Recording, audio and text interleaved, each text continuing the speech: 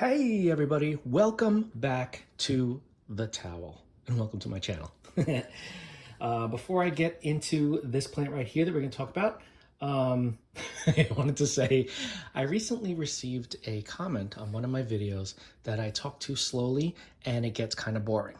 So what I decided to do moving forward is to talk like this, and then hopefully you guys can understand. Okay, this is a peperomia. This is a Peperomia caperata Rosso, and it's a really beautiful plant. I'm just kidding. I'm not going to do that. I'm just going to talk like normal. And, you know, if you're tired and you get bored, just take a nap. Anyway, what I'm going to do with this plant is I'm going to clean it up. I got this from like a kind of like a mom and pop nursery. And I'm not going to say they don't take care of their plants, because they obviously do, but they don't give it the attention that like a plant parent would, let's put it that way. You could tell like a lot of these leaves, I'm going to cut off some of these leaves so you can see.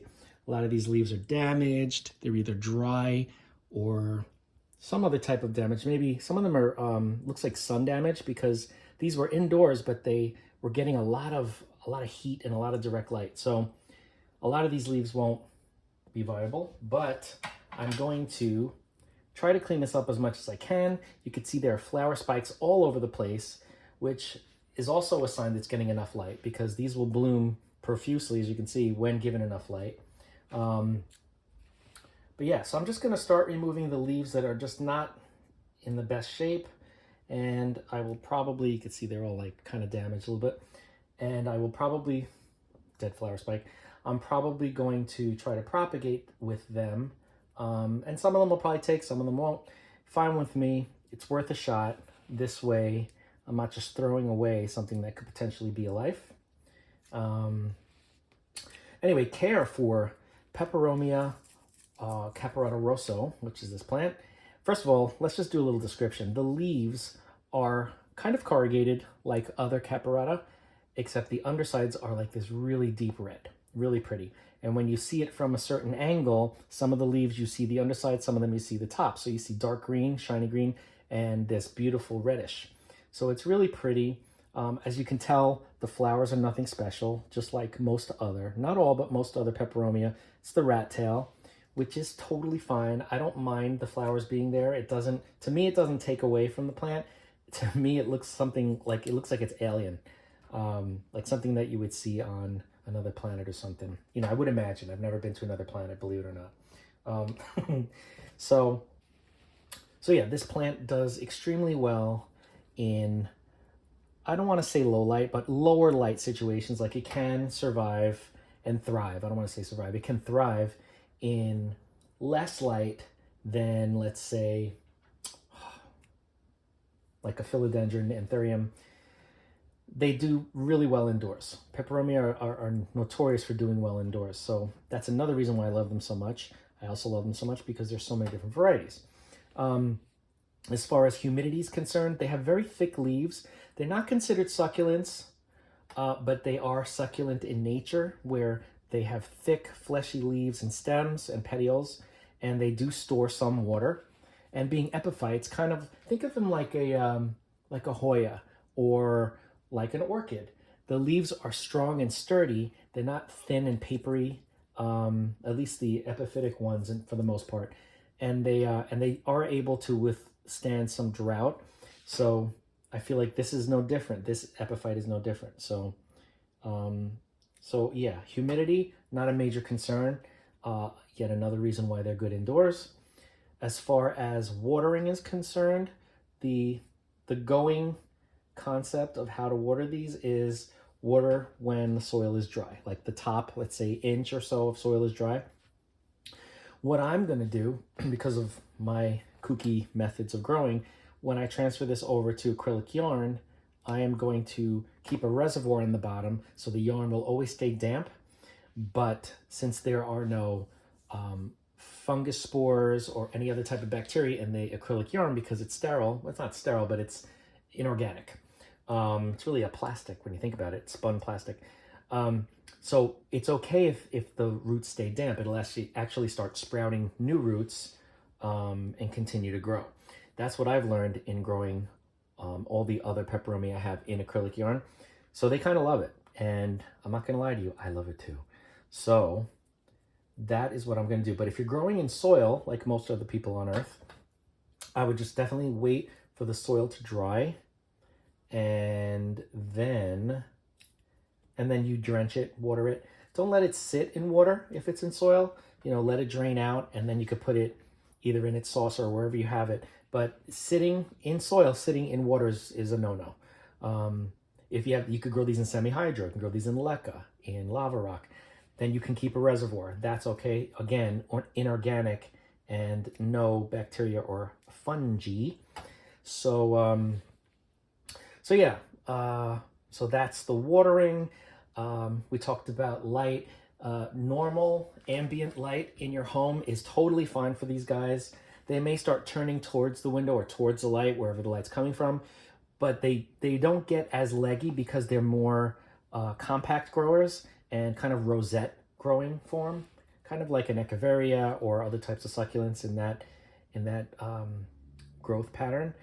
So that's something that's really nice. And I like the fact that they don't need really strong light to stay compact, because that's the reason why a lot of people don't like succulents, because if you don't put them in bright either sunlight or under a grow light, they will start to etiolate, which is stretching. So they'll start stretching for the light and they'll kind of look gangly. Coleus do that also. These guys, not so much.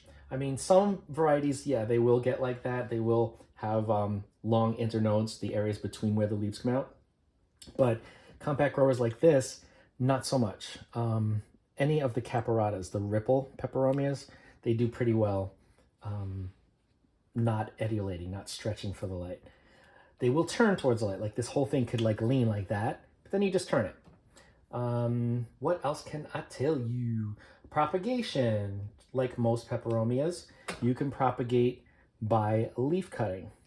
So a leaf like this, pretend this is healthy. You cut the end like that. You either stick it in soil or stick it in sphagnum moss, or you can stick it in acrylic yarn if you want to be like me. And eventually you'll grow some roots, and then it'll grow a new little plant off of the cut end. But you can also cut the leaf in half, plant the one side that has the petiole, the stem, and then plant the other side that was cut.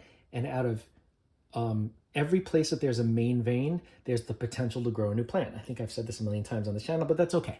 I don't mind repeating myself because I love talking about plants. Anyway, you cut it like that. Anywhere that there's one of these main veins, there's a potential to grow roots and a new plant. So that's always exciting. So you can get not just one new plant from each leaf, you can get multiple. So I definitely recommend cutting it in half and propagating both halves, the bottom half and the top half, and you'll end up with tons of plants. Propagation you can also do in water. So you could take a leaf like this, put this in water with the cut end in water, and just not sunlight, doesn't even need grow lights, but just like ambient light, enough light that they always say enough light that you can read a book. If you can read a book in the light where the plant is living, you're okay. So in water, it's cool because then you can see the roots growing out and then the little plants growing up. So there's so many different ways you can do it. Peperomia are amazing for all these reasons. The light, the water, the propagation, the look, the uniqueness. They're very, very, very unique looking, very unusual. And Peperomia come in so many different varieties and so many different species and so many different cultivars of species that it is just so much fun. They're so much fun to collect. They're not that expensive. You can get a hold of them relatively easy. Even if you just can get a leaf, you can get a plant out of the leaf if you treat it right.